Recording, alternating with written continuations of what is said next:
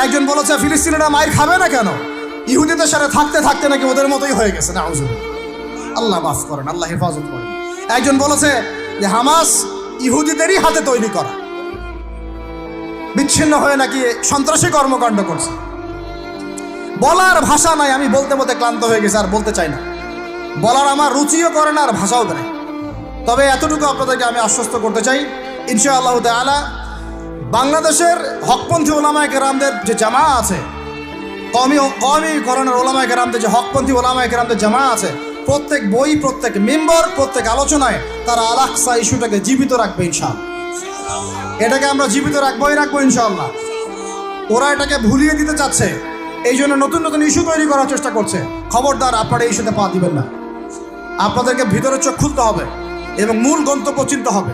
আল্লাহ রাব্বুল আলামিন আমাদের সবাইকে ভিতরে চোখ দিয়ে এই বিশ্বকে দেখার তৌফিক দান করেন।